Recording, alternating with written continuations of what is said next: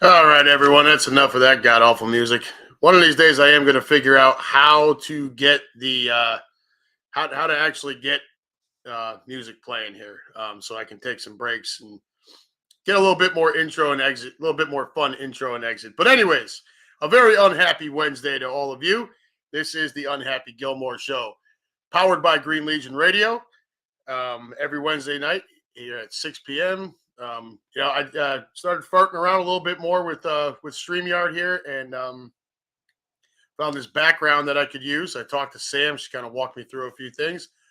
Sam's the best, always helpful, always willing to hop on and help out whenever she can. So, really appreciate her as I've tried to keep this thing going here. 2 minutes and already screwing up worse than Diaz. I am not. Knock it off, Henderson. Um, but anyways, unhappy Wednesday to everybody. Who we got in here so far? Lou, like the background. Is that your man cave?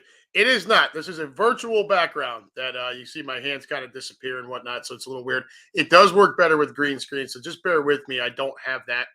I don't have a basement here at the house. So, when we moved back up here from Tennessee, I was kind of forced. We had to kind of make decisions rather quickly. And so I bought a house. Don't get me wrong. It's a decent enough house, but there are some things that are lacking that I wish I had. One of those being a basement. It's a tri-level home, so there's kind of that two living room thing. So the front living room is what I've kind of taken to kind of hang some of my pictures up, and that's where I have kind of what I call my war room. I've got a setup with three TVs in there that I can get down and start watching some watch a bunch of baseball. Certainly during football season, we'll have that thing blaring. But yeah, so no, I'm actually when I do this show, I'm actually sitting in my bedroom, and behind me is usually the door, and my hat's hanging there, and then the closet's on the other side. This keep in mind, it's not a very big house, and I do have the three kids, so a lot of times this is the only place, and I can lock the door. So this is like the only place I can go to get quiet right now. I would love to be able to do this from that front living room with my TVs behind me and the pictures and whatnot. I think that would be a lot of fun. There's just way too much other noise in the house, and so I've got three kids, the dog. I think what we get Sean Anderson. At least you don't have kids and cats jumping in like the bald-headed baseball wonder. Oh man, brutal already tonight, huh? Yeah, no, I did. I make sure I lock the door so that they can't get. And my kids are pretty good about it. Granted, my kids are older than Chris's too. Like my oldest is 15, my middle's about to be 12, and my youngest, my baby girl, is 9. So they at least have some understanding of boundaries. Not saying they fully get it, but at least there's some understanding. So I actually had another picture that I was going to use as this virtual thing.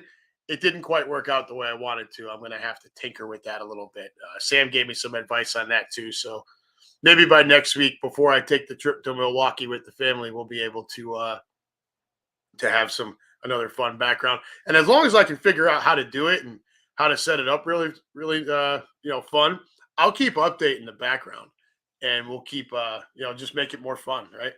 That's what we're here for. We're all here to have a good time. Um, that's my usual thing. This is day 3 of the hostage situation is finally over, and we look forward to tomorrow, which is Friday Eve, second best day of the week.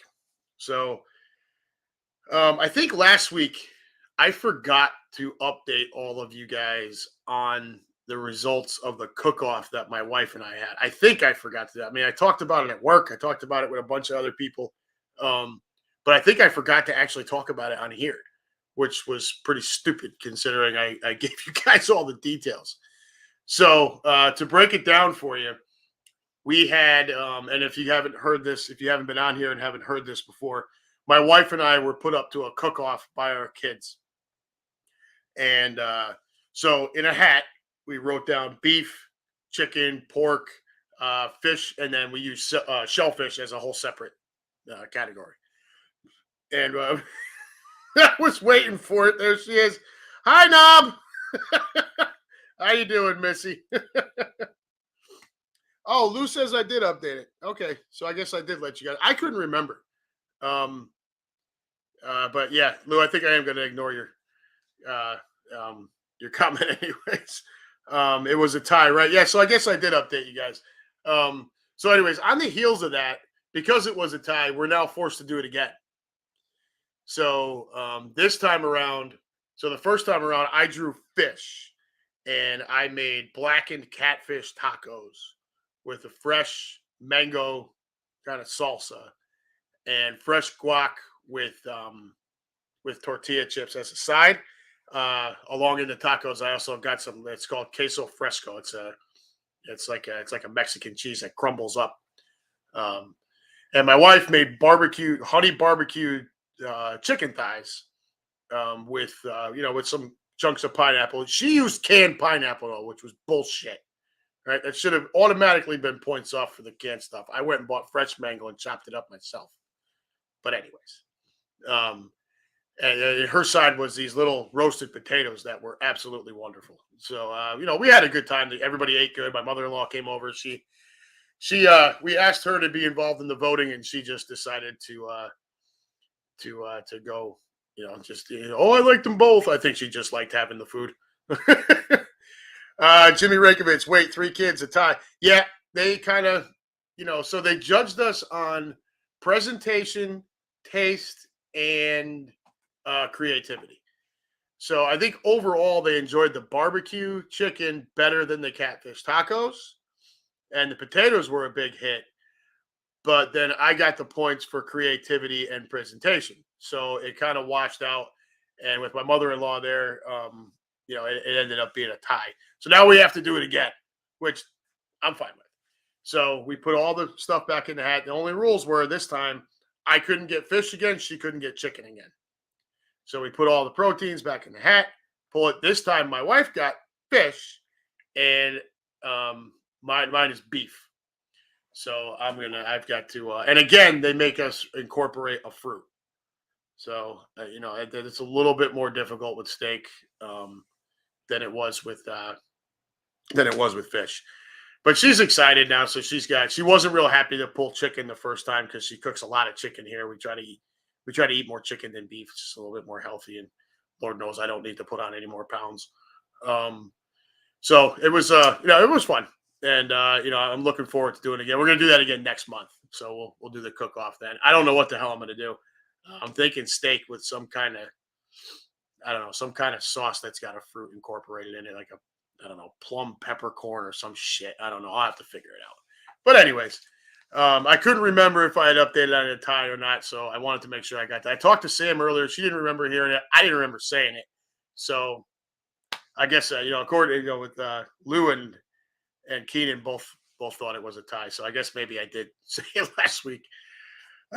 Excuse me. But anyways, other than that, the last week's been great. The weather here has been fantastic. It remains good here. It's not wicked humid, but it is nice and hot. So we've been swimming a lot. So that's pretty much. I come home from work, try to grab the kids and jump in the pool. Except for Wednesday nights, I get home about 4:30, and I kind of like to get myself prepared for this and be ready to go by 6.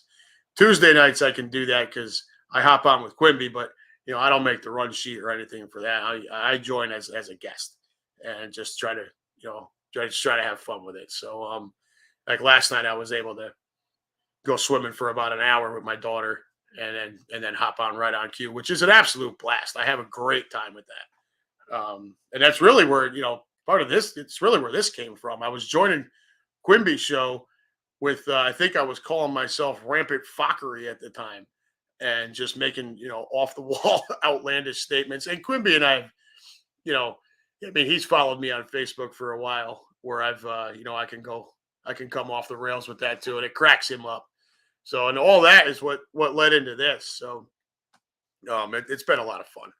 And I want it to continue to be fun. We're hoping to have some sponsor information stuff coming up in the next couple of weeks, hopefully. So, I look forward to that and being able to share that with everybody. Other than that, I had posted earlier one thing, and I keep mentioning this. One thing I am going to do, and I have talked to a couple of friends of mine.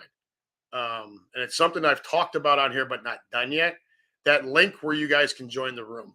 Um, I've talked to a couple of friends of mine who are interested in doing that, and one of they're both buddies of mine that live in Connecticut. Uh, Different ends of a spectrum, though. One gentleman works in substance abuse counseling. Another gentleman works. He's a during the day he's a truck driver. Um, hauling trailers around, but he's also the president of a co-ed softball league that I used to play in back there. So, and each guy, they bring something different to the table, right? So, one of the gentlemen you actually, you banter with him in here in the room sometimes is Fito Mata. He's going to, not right away, but he's going to join us at some point. We're going to do kind of the back half of my show will be him and I, and we'll have, it's kind of specific topics that I've been wanting to talk to him about for quite some time. So I'm not going to, I'll tease it with that. I'm not going to give away too much. And the other friend of mine, my friend Sam, not Samantha, just Sam, who I've known Sam since I think I was about 13 years old. So everybody, just somewhere around 30 years that I've known Sam. And, he's an incredible, incredible human being. And, we look forward to getting him on here and having him talk. He is, both of these guys are fellow Yankees fans, so it might make some of you guys throw up. But we are going to talk Yankees. We're going to talk baseball, though, not just Yankees baseball. And each of them will bring something different to the baseball conversation. So when they join, don't just bail because you think it's, oh God, it's just more baseball, just Gilmore with his baseball, blah, blah, blah.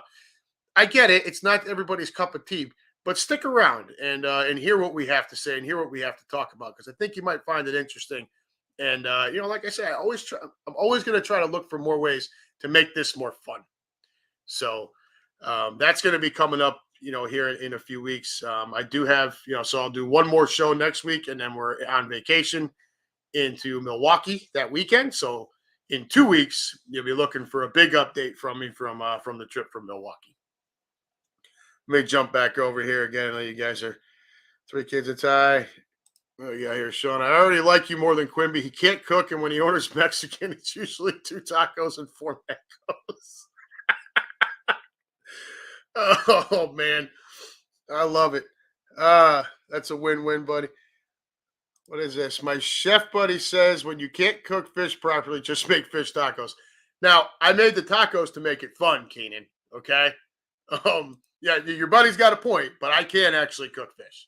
I've got a few different recipes that I go to. One of them is just the blackened catfish on its own.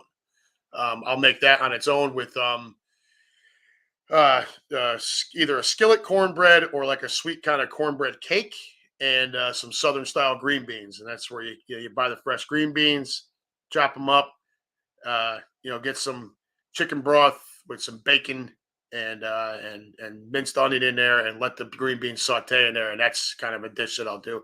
I also do salmon, a garlic parm crusted salmon, which is really, really good. My family loves that. So I can cook fish. I just thought the tacos was a more fun idea. And don't forget, we were getting points for creativity. And I had to incorporate a fruit. So the mango salsa worked with the tacos. So there. Wicked meme skill, wicked meme skills on Facebook. Yeah, dude. Really a lot of the stuff that I post in there now is in groups. If I post the stuff that I post in groups, if I posted most of that on my actual wall, I would continue to be suspended, 30 days at a time for the rest of my life. So I've gotten into the habit of doing it in groups so that I can share more photos of like my kids and stuff, especially this thing coming up, next weekend with my kids and with the whole family going to Milwaukee. Look for pictures. If you follow me on Facebook, look for pictures, look for video. Something a lot of times I'll go live, and the boys and I, when we go to the ballparks that Saturday, we are going to double dip. We're going to hit the South Side for a White Sox game at noon, and then drive back up to Milwaukee for a 6 p.m. Brewers game that evening. There will be there'll be plenty of pictures of the boys and I from the ballparks, and then there'll be pictures the whole weekend of the whole fam as we explore Milwaukee as the kind of summer family trip and summer baseball trip, which to us, at least for the boys and I, it's always our favorite part of every summer. Been a little rocky with COVID the last couple of years, but we're hoping to get back on track. I can tell you that next year, my plan for the baseball trip a year out now, I would like to come to Philadelphia for 4 days or 5 days or whatever. Taking a day of that to drive down to Baltimore and catch an Orioles game. I don't intend to do much in Baltimore except for go to the Babe Ruth Museum, have lunch on the Inner Harbor. You got to have the crab cakes, hit the Orioles game, and then blast back up to Philly and enjoy the rest of the time there. So I was going to do that this year. Unfortunately, I timed it the same weekend that the Green Legion is having their thing in Seattle. So, that didn't work out this year, but I am happy to see Green Legion and all the crew there heading out to Seattle City to have that weekend. I hope a lot of you get out there to join them. It sounds like an absolute blast. I wish I could be there too. Fortunately, I live 700 miles away, so we'll have to wait till next year.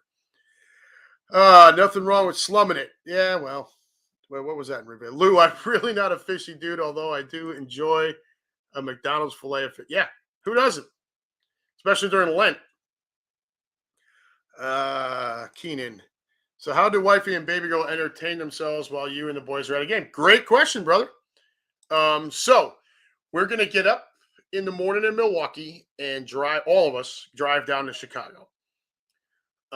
It's an hour and 45, 2 hours south of Milwaukee. Now, we're not checking out of our hotel because we're just going to drive back up that later that afternoon.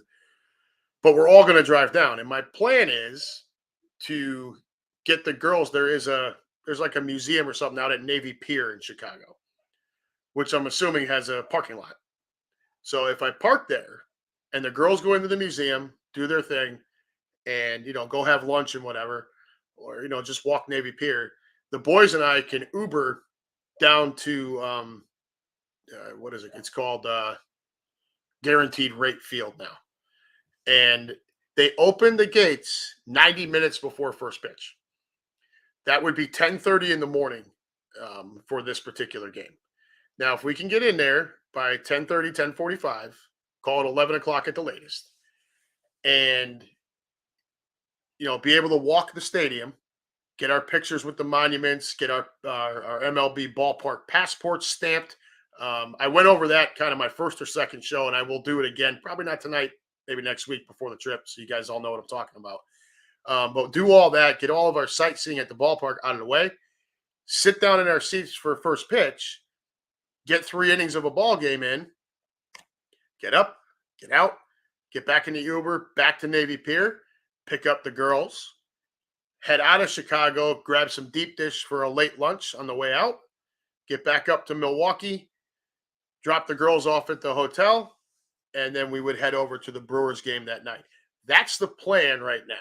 So it's a good question, and that's how we're trying to plan it out right now. It makes me nervous not being with them in a big city. So that's why I'm thinking Navy Pier, big tourist attraction. There's probably a lot of other people with kids. So it should be safer for them. I certainly don't want them like trying to drive around Chicago while the boys and I are at a ball game. That's not good. So that's kind of the plan right now. If we find something else different that the wife wants to do, then we'll adjust. But that's the first thing I looked at. So Lou, you come to Philly next year and I'm there, buddy.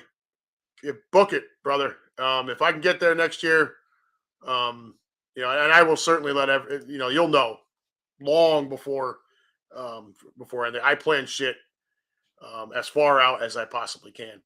We do these baseball trips every year, but I think it needs to start turning into kind of family/baseball trip. So that everybody gets to enjoy a few days together away from the daily rat race here. Missy, Detroit for Eagles. We'll see. I don't know if I can swing it. We'll have to see. I've already got Phoenix booked. I've already got this trip to Milwaukee.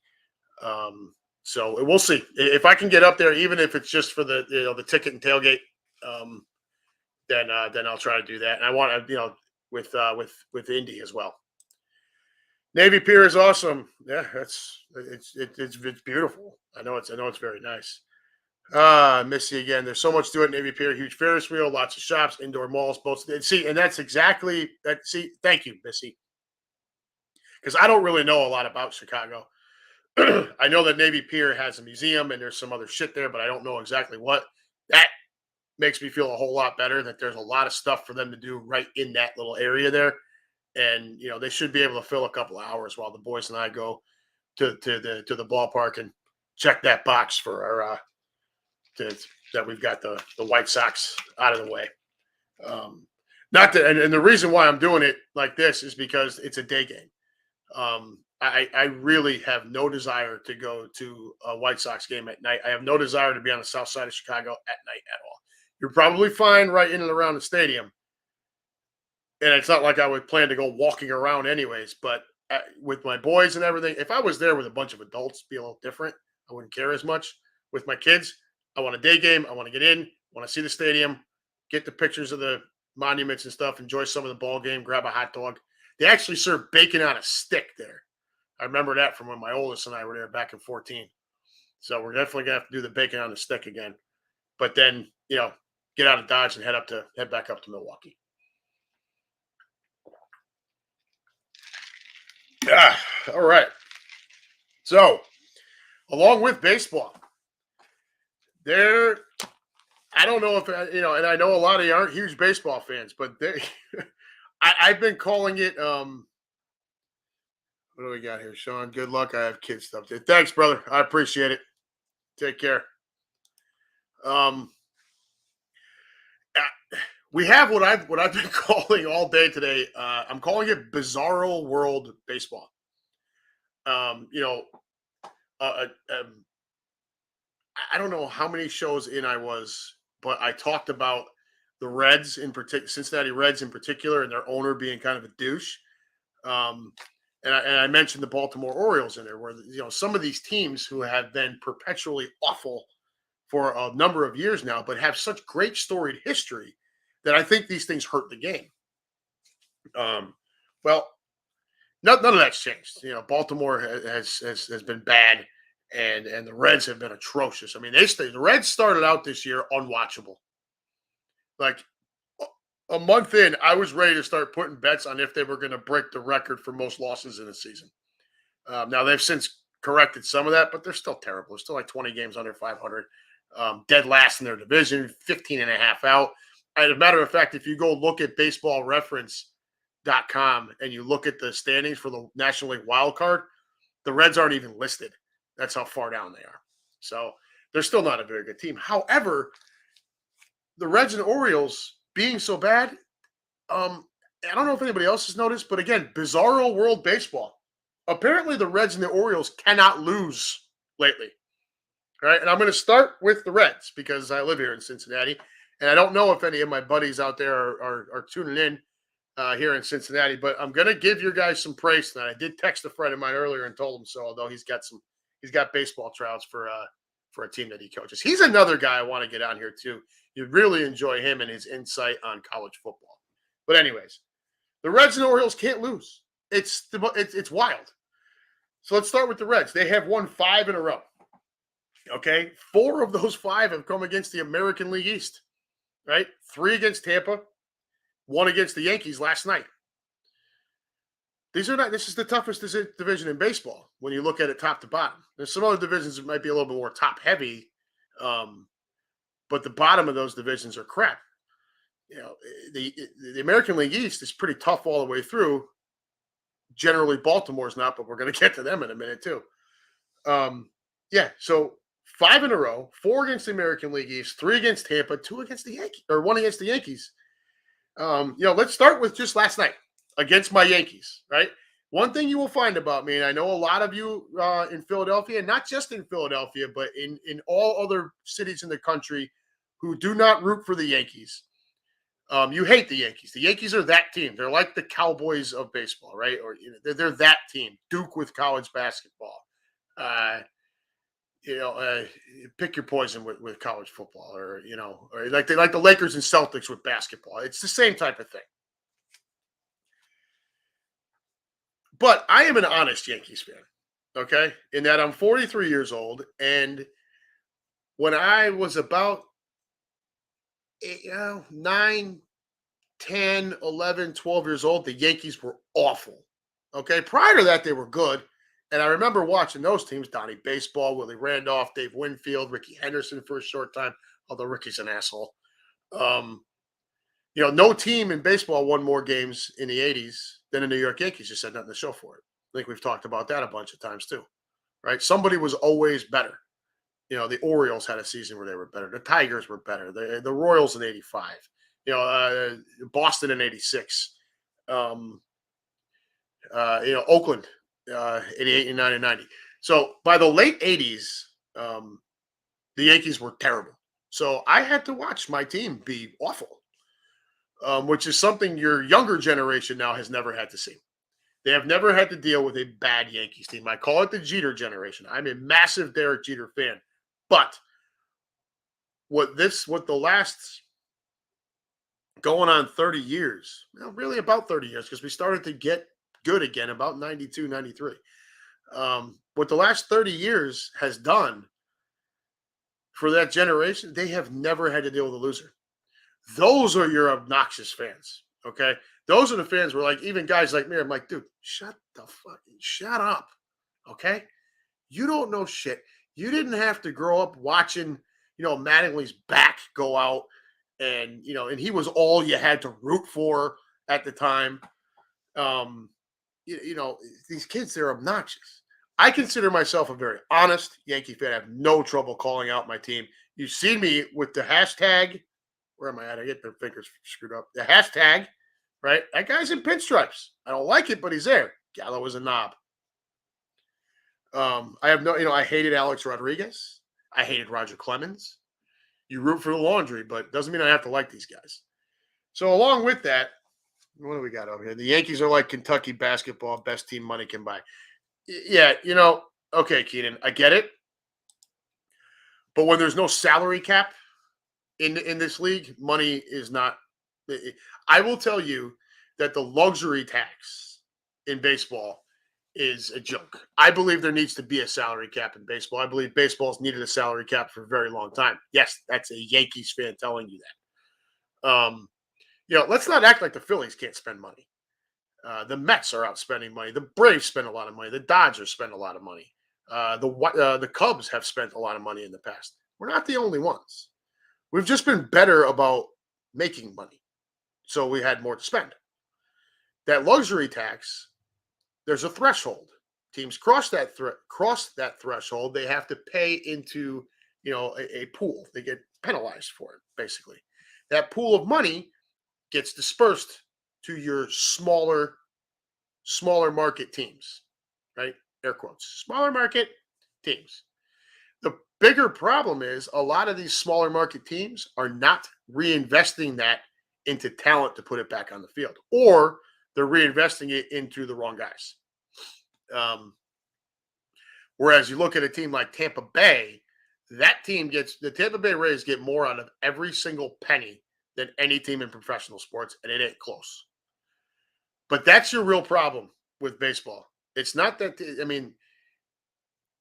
teams, the haves and the have-nots is a problem, but the have-nots not spending the money that they have wisely or spending it at all is equal to or a larger problem. Okay. So, if you're going to be a Phillies fan and sit there and talk to me about best team money can buy, I'm not going to listen to it. The Phillies have spending power as well. And the Yankees aren't the only draw in the league anymore. It used to be that way.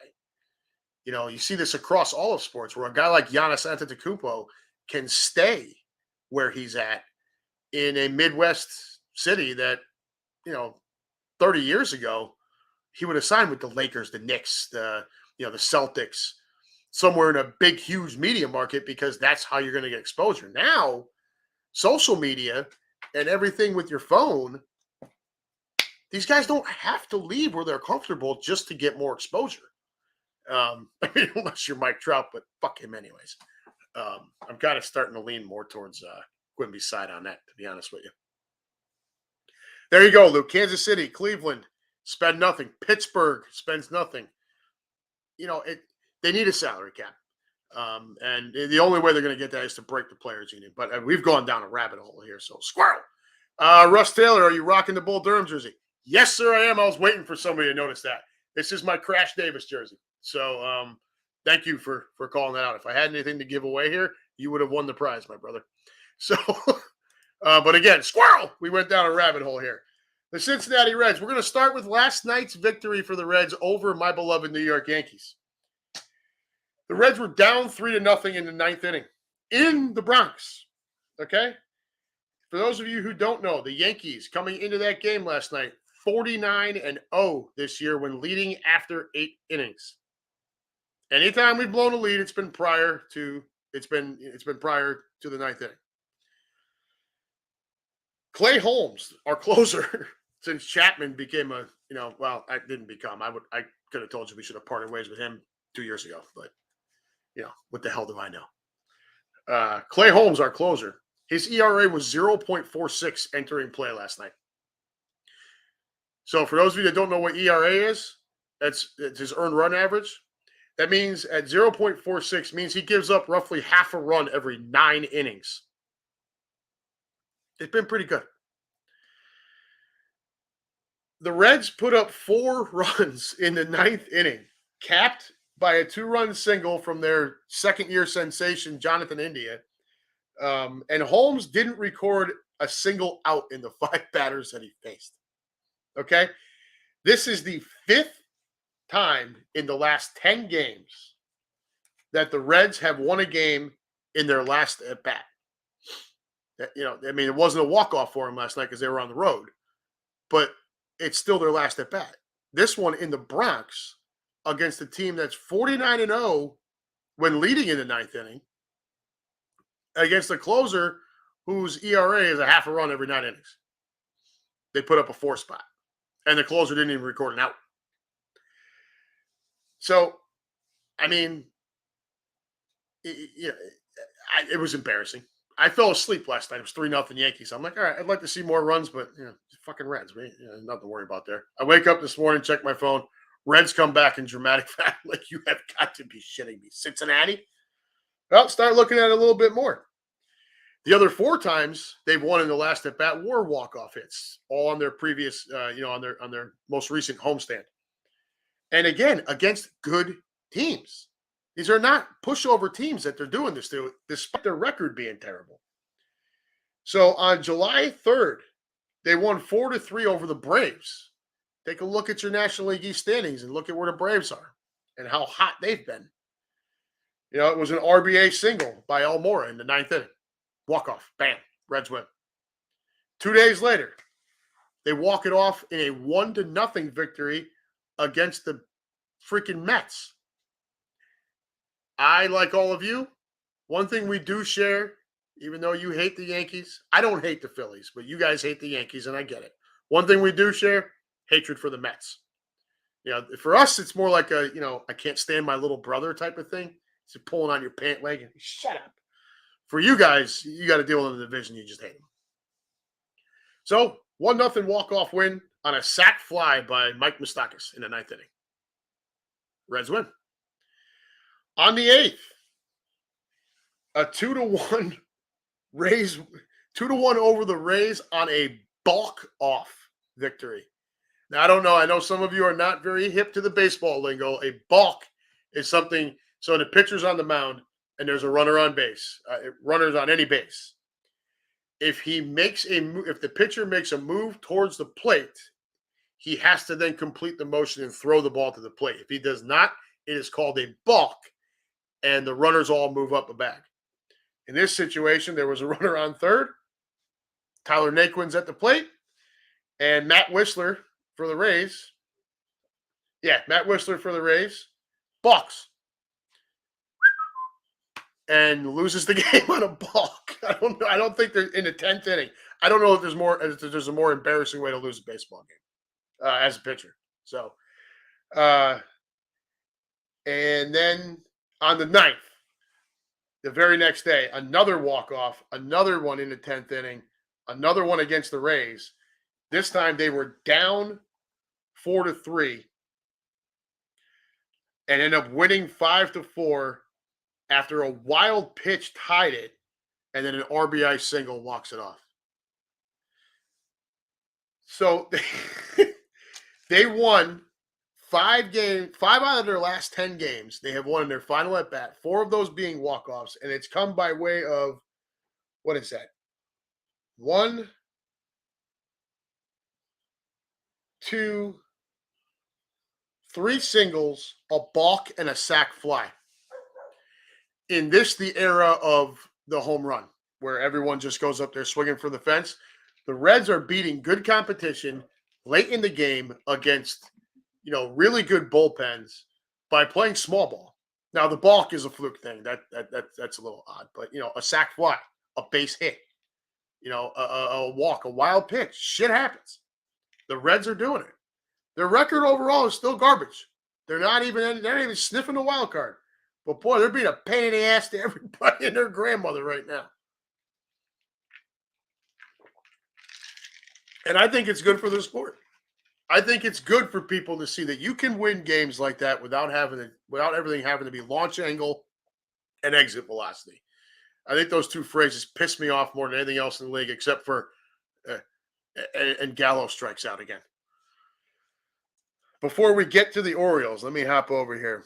With the All-Star, Russ, what do you got here, Russ? With the All-Star game coming up, do you think they should do the player draft and have it like backyard baseball?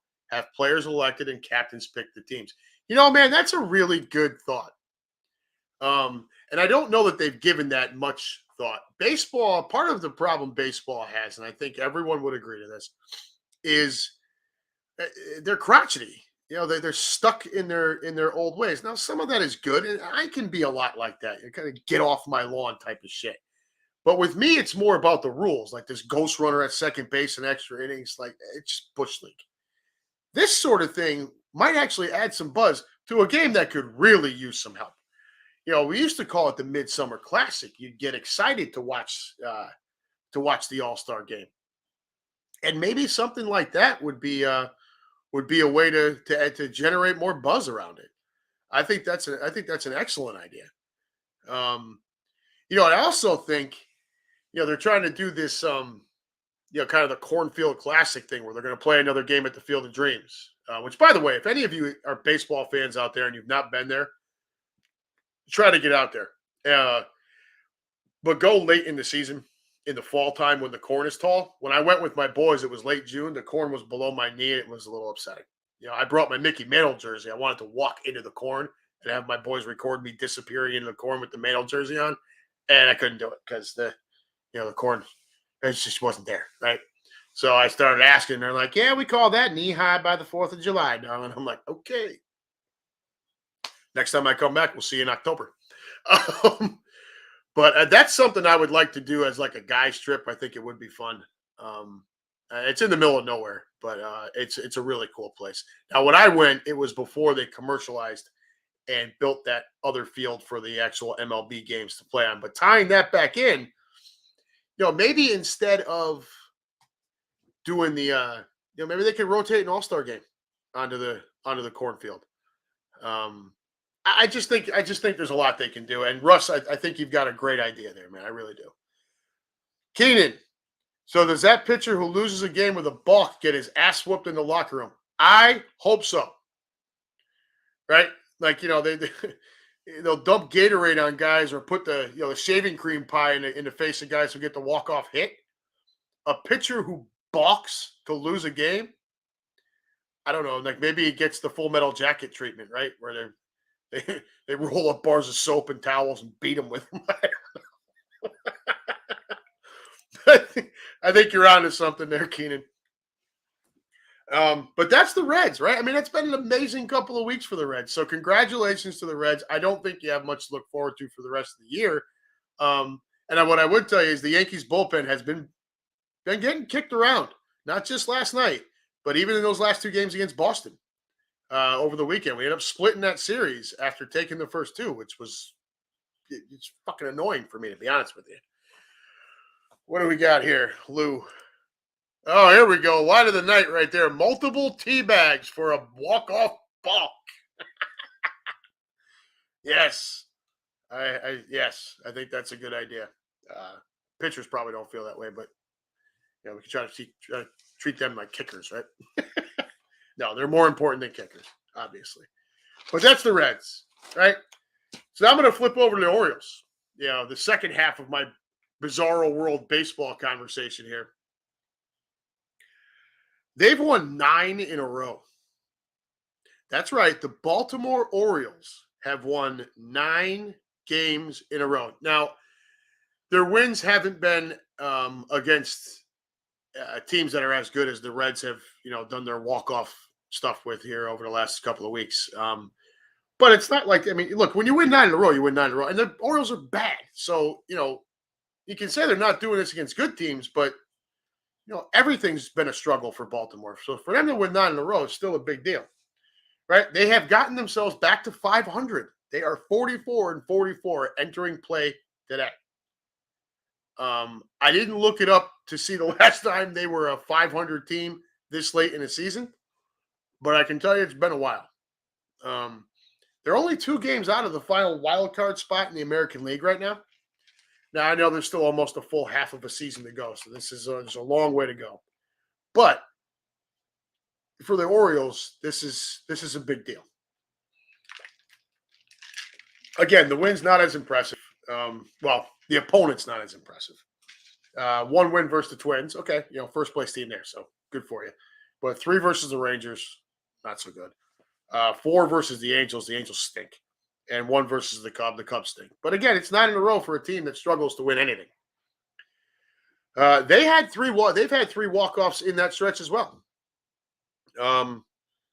Is Trey Mancini still with? Yes, Lou. Mancini is Trey Mancini is still with them, and we're going to get to him in just a second here.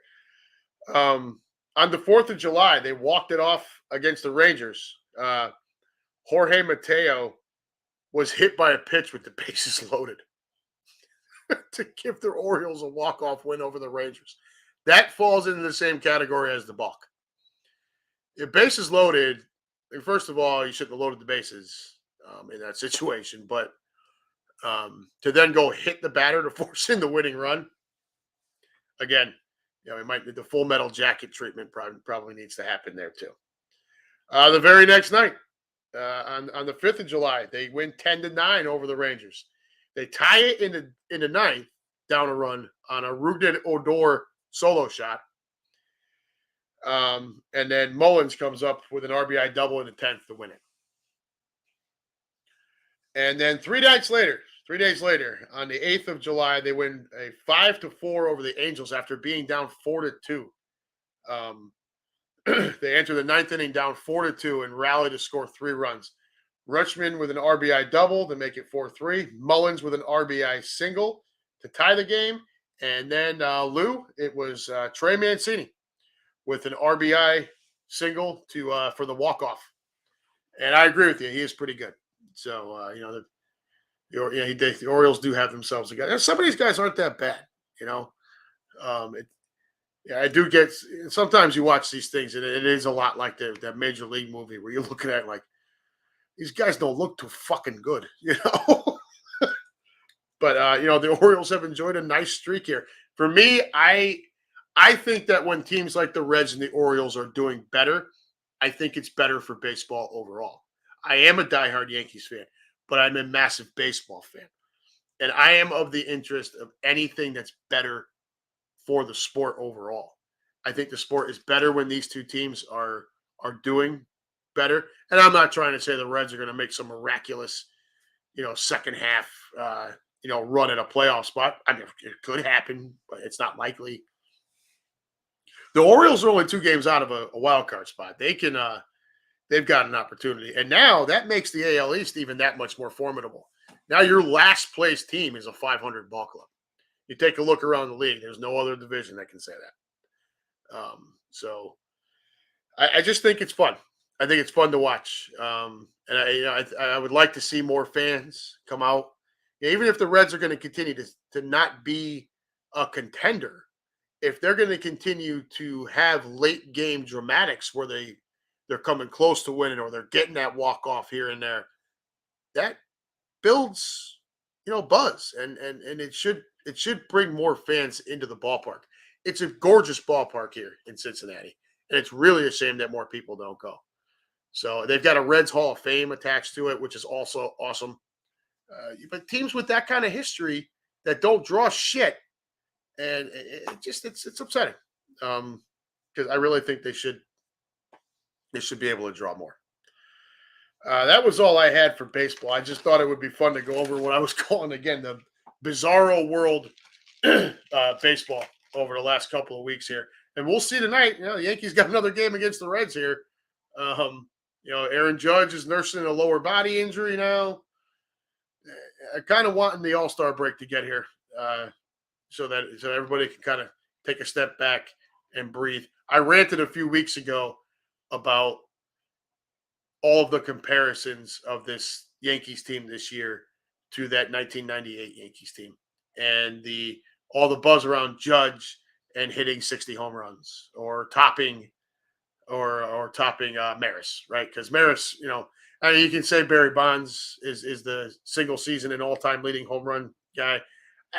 I don't really respect it because we know it's dirty, but it is what it is. However, in the American League, Roger Maris is still the single the single season home run champ at 61. So we'll see. But I don't like the comparisons that early in the year. I don't like them now. That 1998 Yankees team was special. Nobody in that lineup led the league in any offensive category. They were just solid top to bottom. They knew how to take pitches. They knew how to work pitchers, wear that ass out, get the starter out of the line, off the mound, chase his ass off the mound in the fifth, and get into that bullpen. They knew how to pass the baton. They trusted the guy behind them.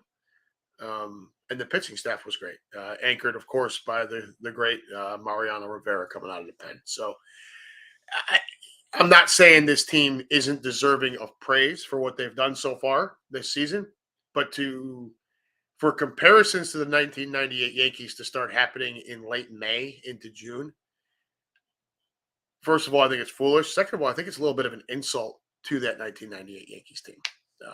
And as far as Judge goes, what do you got here, Russ?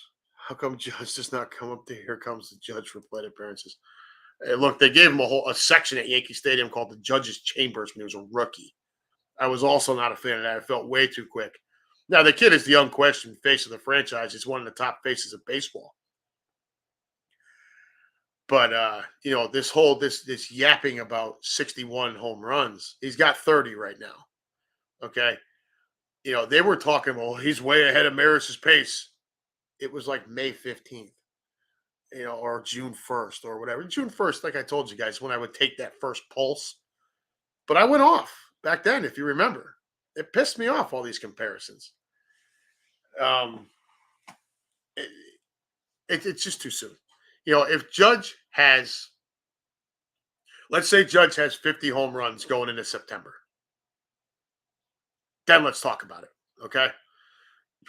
But I don't want to hear about it if all of a sudden the Yankees struggle in the second half and this becomes a pennant race or, a race for the division where now we start to struggle to stay ahead of a Boston or a Tampa gets hot or, Toronto kind of rights the ship. If there's team things, I don't want to hear about Judge's home run chase. Now, he has been, he finally said something the other day that if it got close, he would probably, go for it. Which, fine. If you're close at the end of the year and the team is in position where it needs to be, and you can go out there and free swing and not have to worry about situational hitting as much, dude, go for it. By all means. But until such time as we're in that situation, I don't want to hear this crap anymore. What in the hell is going on over here?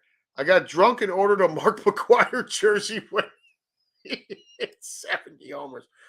So, Yeah, I know. I'm sure you're not the only one, Lou. I actually went. My friend Scott and I went to a Cardinals at Mets doubleheader at Shea Stadium in 1998. The law office that my mother was a secretary at, they were Mets fans, and so they had season tickets. Well, we got the tickets for that day, and we went to the doubleheader to see McGuire. Now, he came out to take batting practice, and I think about 20,000 people showed up to see him take batting practice. Now, the night before, Mike Piazza had hit a homer over the left field beer bleachers that into some pine trees that they measured at, I think, like 465 feet. So McGuire, when he was taking batting practice, his batting practice home runs, when those balls were going over that spot that Piazza's ball landed in, McGuire's batting practice shots were still higher than the light towers. These things were going, I don't even want to know. It had 6, 7, 800 feet. I have absolutely no idea. But I mean, I have never seen, that was vulgar. It was a vulgar display. Fun to watch, don't get me wrong. We all knew that there was dirty shit going on, but I mean, it was fun to watch for a while. That 1998 season was special for baseball. And not just the McGuire and Sosa thing. You know, Alex Rodriguez went 40 homers, 40 stolen bases. Kerry Wood struck out 20 in a game. And then of course for me and my buddies as Yankees fans, we got to watch the team that a lot of people consider the greatest team to ever take the field, which was the 1998 Yankees, who won 114 regular season games, and then won 14 and 48 in the regular season, and then marched through the playoffs, going 11-2 to finish with the World Series trophy and a record of 125 and 50. Pretty sick. Was an awesome year. It was a really fun summer. Wonder how much damage McGuire to his body. Yeah, no doubt. Almost as bad as buying a Sammy Sosa pre-bleached bobblehead. Attaboy, Lou. That's how you enter a room, brother. How you been, man? I haven't talked to you in a few. Saw you guys the pictures over at Disney. That looked like a lot of fun. Sorry, not sorry for Chris and I giving you shit about putting the ring on it. So, and there's there we go, Brian. Baseball sucks. All right. Well, I'm glad we got that out of the way. Things are coming unglued over here. So that was kind of my baseball thing. I did have one final thing I wanted to talk about. You guys know that I've been talking about, kind of the Deshaun Watson douche-meter and all of that. And I've cooled off on that over the last couple of weeks, as we kind of just wait for the NFL to make for a ruling to come down on him. It makes me nervous that this is going on for so long here. I'm a little nervous that they're not going to suspend him for what I think everyone wants him to be suspended for. And that's at least one season, full season, especially on the heels of Calvin Ridley getting suspended for, gambling. And he got suspended for a full year. So we'll see. But part of what I have talked about with Deshaun Watson was, I do not believe that this stuff started when he got to Houston, right? It's been my belief the whole time that there is some shit down there in South Carolina, in and around the Clemson program, in and around the university, around the towns and whatever. I believe that there is, I believe people have gotten paid a lot of money to keep their mouth shut, and protect, the kind of legacy of, Watson as the squeaky clean All-American boy quarterback at Clemson and the Clemson program itself. Obviously, I've got no proof of any of that. I just keep hoping that someone blows the lid off of it. However, the lady who I go to get my ears raised every so often doesn't need to happen nearly as much anymore, as I'm losing more and more of my hair. I blame that on the children. But her daughter graduated from Fairfield High School here in Fairfield, Ohio. There was a guy who went to school with her by the name of Jackson Carman, huge individual, as an offensive tackle Um, highly recruited. Um, her daughter, this lady that I go to, her daughter says that this Jackson Carmen guy was a little odd, like um, a little weird. And I was talking to you know the lady about some things I was going to talk about this week, and that I had kind of backed off the Deshaun Watson and all that Clemson. She told me to look into Jackson Carmen. She says, I'm not going to tell you why. She says, you go dig it up. Okay. Well, lo and behold, so Jackson Carmen, number 2 ranked offensive lineman in his class, right? Coming out of Fairfield High School here, and was recruited by Clemson University. He has a solid career at Clemson. He's drafted 46th overall by the Cincinnati Bengals. It's a big deal for him, right? It's you guys don't know the area here, obviously. Fairfield is about 25 minutes from downtown Cincinnati. So that's about how long as it would take to get to a Bengals game from here. So a big deal for him, right? Hometown guy, blah, blah, blah. He was a left tackle at Clemson, spent his time there protecting Sunshine, Trevor Lawrence. I like to call him Mbop. I think he's like the lost Hanson twin. But anyways, this turns a little dark. Okay. In May of 2020, a 17-year-old girl who they're just calling Jane Doe right now, accused Jackson Carmen of rape in 2018 when she was only 15 years old.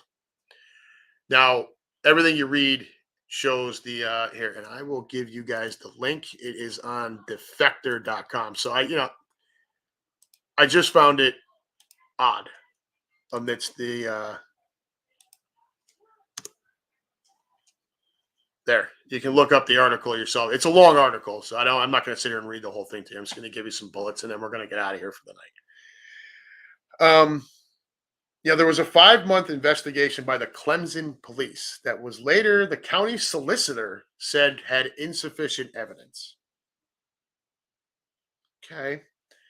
On top of that, it stayed out of the news while Carmen became the highest drafted offensive lineman to come out of Clemson since 1970.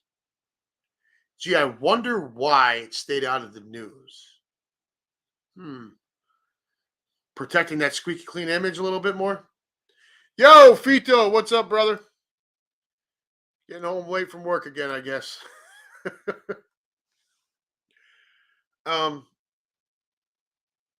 So 5-month investigation is just basically dismissed. Not insufficient evidence. And it's kept out of the news. So where word of the investigation itself didn't start circulating around NFL circles until just a couple of weeks before the draft that year.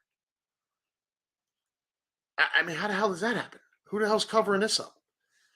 Well, you look into it. Lieutenant, I think his name was Mark Collins. He was the commander in charge of investigations for the Clemson police. He's a former Clemson football player and student assistant coach. So he's a wide receiver at Clemson, I think in 03-04. It's in that article. And he had some sort of trouble. I didn't read all the details about it, but he couldn't play anymore. So he becomes an assistant coach. Guess who else was an up-and-coming assistant coach back then? Oh, yeah, Dabo Sweeney. Now this guy in 2019, Collins becomes the commander in charge of these investigations. And, a highly touted offensive lineman the about to be the highest drafted offensive lineman to come out of Clemson in 50 years. All of a sudden, this falls on Collins' lap on his desk about a rape allegation, and nothing comes of it. Yeah. Okay. So, I mean, look, is it possible she's full of shit? Of course it is. But if you read that article, I don't know how there was no fire with all that smoke. 6'6", 350-pound offensive lineman against a 15-year-old girl. So he admits that they had consensual. There was some sort of statement in there about consensual sex. She's still only 15. It's still a problem. So I don't know what's going to happen with that. But what I can tell you is it looks like there's cover up there. It looks like there was, let's sweep this under the rug. Let's get this out of the way. We've got this kid, blah, blah, blah. He's going to be all that. We don't want to tarnish Clemson's reputation. And so it gets swept under the rug. Does that not lead you to believe that they could have done the same thing on an even larger scale for a guy like Deshaun Watson? You know, who's not an offensive lineman. He is the quarterback, a national championship winning quarterback. Look, if there's not enough there for people to go for some sort of news or some sort of investigation team, somebody go find it. It's there. I promise you. The shit with Watson did not just start in Houston. It's at bare minimum, it started in Clemson. Yeah, it might have been going on when he was in high school too. And stuff like this, where you see what looks to be kind of a cover-up, it just makes me believe more and more that there's more to hear about Deshaun Watson. I felt like that was interesting enough to talk about tonight. I didn't want to spend a whole lot of time on it because I've been staying away from the Watson thing until we get a decision. But this was too much. I'm like, they're covering stuff up down there. These guys are doing, and I'm not trying to say they're the only university doing it. I'm just saying they're the one under the microscope right now. And now this is out. This article from the Defector came out in April of this year. Still nothing's come. I don't know. Look, it's enough for me. It would be enough for me to go and start digging more and see what you can turn up.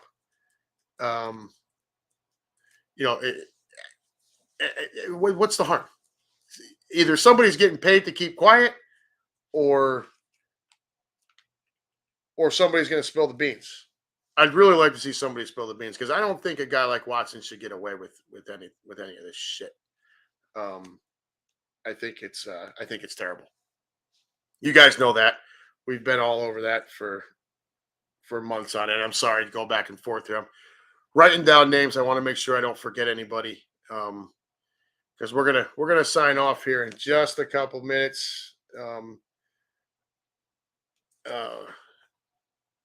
To wrap up tonight's show. So I hope, as always, I hope I've been entertaining. Fito, I'm sorry you got in here late. You can go back and watch it. Let me jump over here. What do we got here? Yeah, here we go. There's Fito. Join the Unhappy Gilmore show soon. Looking forward to joining. My man.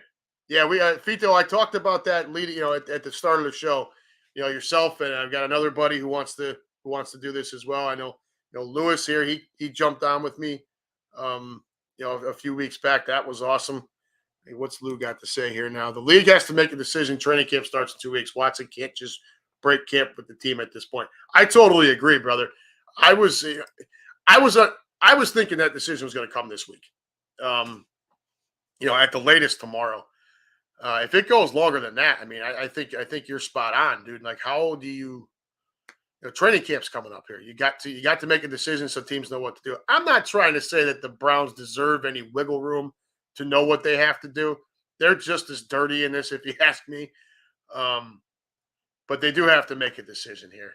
So I'm hoping that happens by the end of the week. It would be kind of cool, at this point. It didn't happen for me today.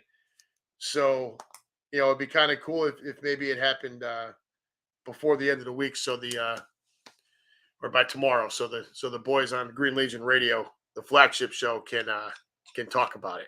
That would be cool. I'd like to see Green Legion Radio get an early crack at busting that one loose.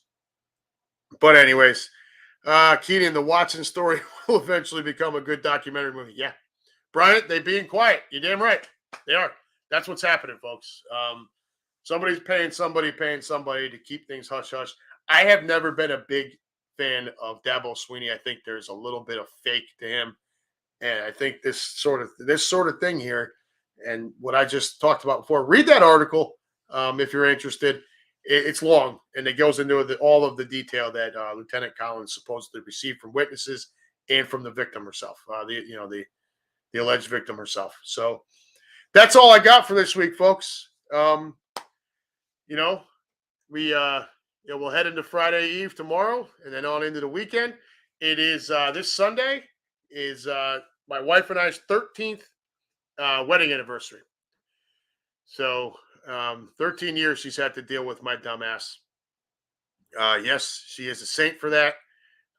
We are going to go to dinner Saturday evening at a place called where the hell did I book that? Christ, I can't find it. Like Harry Doyle, Christ, I can't find it. The hell with it. I wish I had sound bites like Quimpy does. That would be fun. Where are we at here? Oh, Cooper's Hawk. It's a winery and restaurant. So we're gonna go check that out on Saturday evening, and then probably come back home and throw back a few sitting outside and enjoying the weather. That's about it. Friday night, I got a friend of mine. He actually was in here a couple of weeks ago doing some, commenting in here. My friend Dave, he lives up just out in the Dayton, Ohio area. He and his fiance are going to be moving down to Georgia by the end of the month, I believe. So he's having a going away thing Friday night. We're going to go up there and see him for a few. And then Saturday night dinner. And then Sunday, we're just going to relax and enjoy our anniversary, kind of probably here at home together.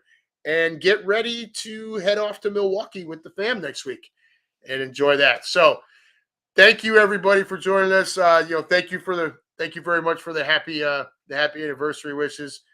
Brian, as long as you get some. Keenan, God bless Mrs. Gilmore. Give her a medal. She deserves a monument because I got 3 kids that at least 2 of them act a lot like me all the time. So Lou Mancini, Keenan, Fito, Brian, Lewis, Russ, Jimmy Rakovich, Sean Henderson, Missy, thank you all for being here. I always appreciate you guys jumping in here.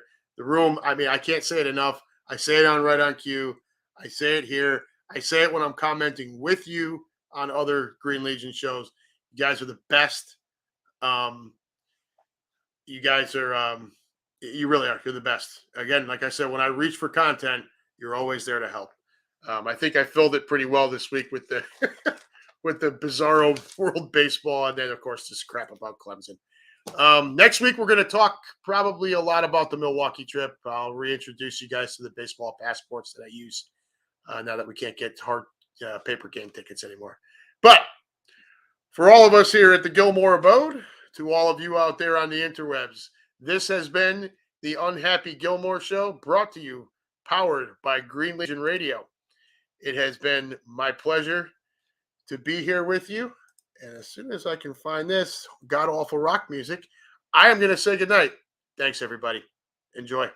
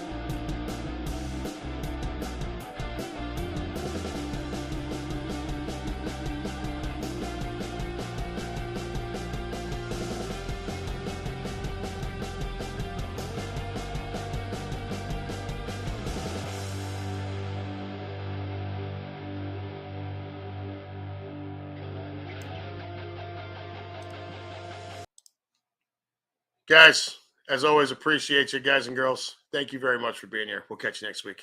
Have a good one.